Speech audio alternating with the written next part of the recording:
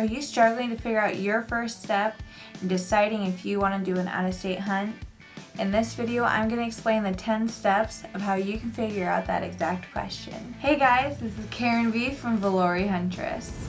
Step 1 is, what animal are you thinking of hunting for? Now it can be anything from elk, moose, black bear, black-tailed deer, white-tailed deer, mule deers. You can even think about pigs or antelopes or bighorn sheep or even mountain goats. Now all these are very important to figure out for which one you want to hunt, but the next step, step 2, is to figure out what state you want to go in. Because there's California, there's Oregon, there's Washington, there's Nevada, there's Arizona, New Mexico, Utah, Idaho, Montana, Wyoming, and Colorado, and so many more. But if you want to go for one of those states, you need to make sure that step 1 of what animal you want is in that state. So the first 2 steps go hand in hand, but after that you need to figure out how much can you spend. If you can't spend a whole lot, maybe just consider doing a state that you already live in. So for me, if I were brand new doing this, if I don't have a whole lot of money, maybe I shouldn't do an out-of-state hunt and I should stay local in California, and maybe I'll just do a black-tailed deer in a different zone. But if you do have enough money to do an out-of-state hunt, then yeah, definitely go out of state. I fully recommend it. But once you figure out what animal and what state,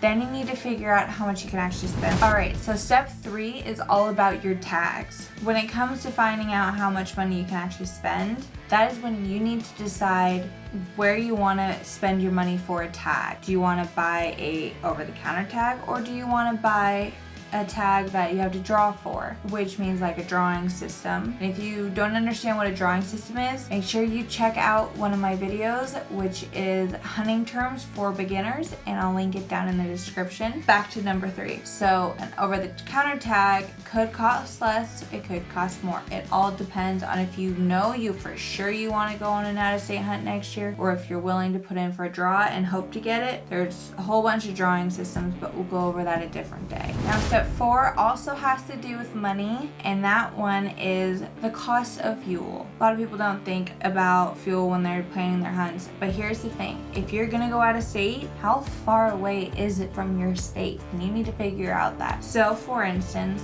let's go with my truck with a trailer goes about 13 miles per gallon. Now, how far is it from your home to the location you want to hunt? So let's just go from one of my family homes to just go my mule deer hunt that I did years ago. The second step is figuring out the mileage between there, which was 433 miles. Then you need to figure out the cost of around your area. So for us, it's $3.25 for diesel. So with those 3 things, you can figure out how much fuel you're going to actually need to spend. Like I said, it's going to be 433 divided by 13, and you get 33.3 gallons of fuel. And that's just fuel you've burned. Next up, like I said, you need the cost of your fuel. So you're going to take the 3.25, you're going to times it by the 33 gallons, and you're going to get $107.25. So that's just how much fuel you're going to spend going one way. Not the entire trip, not including driving around, it's just the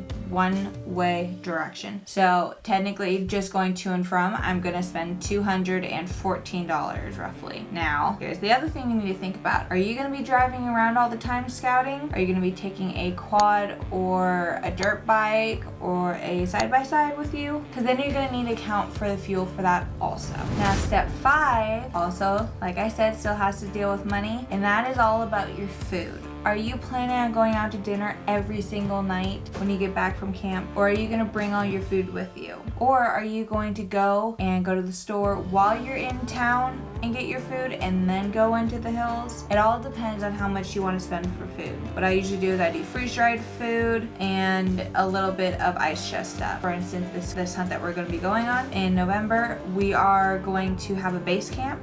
So we're gonna mainly bring in our food from home in ice chests and have it there. So I'm not going to have a whole lot of MREs, but I'm still going to because I actually like to have them. Step 6 is also about money, but for location. Are you going to be staying in hotels? Are you going to be camping? And if you are going to be camping, are you going to have to spend money on your campsites? Because some campsites in the United States, you have to spend money to stay there. Or are you going to be out in the boonies so you don't have to spend that money? It all depends. Or do you have to have hotels on your way to your location? All that needs to be considered in with what you're doing.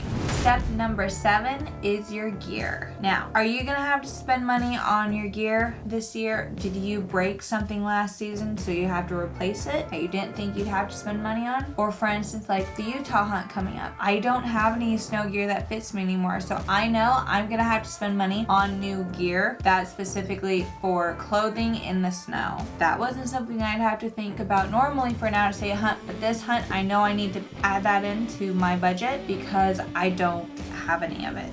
Step 8 is all about your butcher. Are you gonna want to spend money on a butcher? You don't have to. For example, when I went to Idaho for my moose hunt, we did a lot of the butchering ourselves, but we also hired a local who butchered it down and packaged it for us. We brought him the quarters, he packaged and ground everything for us. So that was some cost that we weren't expecting, but we had an idea that we may have wanted to do that, so we set that money aside for our trip. You don't have to get a butcher, but it's something to consider if you're driving long distance and you may want to. So for example, another one is Alaska. When I went to Alaska last, we also went fishing and we wanted to bring home the halibut and the salmon with us. So we had to pay to get that all dealt with to be able to fly with it. Now, we're gonna do a honeymoon trip finally, and we're going to go to Alaska. So we're thinking about doing some fishing, so we need to add that budget into our Alaska trip. Step number 9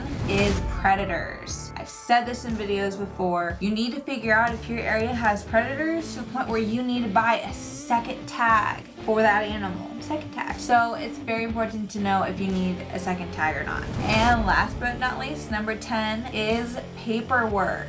Alright, yay paperwork. So by paperwork, I mean in the state of California, if you come back across the lines from out of state, you need to provide paperwork that says where you got the animal, what day it was, and all that good stuff, and your license number and all that, if you bring it across the border. So for your state, you may have to do that. I don't know, I'm just from California, we have a lot stricter rules. So quick little recap, you gotta figure out what animal you want, that's number 1. Number 2 is what state do you wanna go in? Number 3 is what type of tag do you want? Number 4 is the cost of fuel. Number 5 is the cost of food. Number 6 is the cost of hotel or camping. Number 7 is the gear. Do you need to buy more gear or not? And just figure out what you need to bring. So I will do a gear list when it gets closer to my hunt, or if you guys want me to do it sooner, just comment below and I will start figuring out my gear for you guys and make a video on that. And step number 8 was, do you need a butcher or not? That's gonna add extra cost. Number 9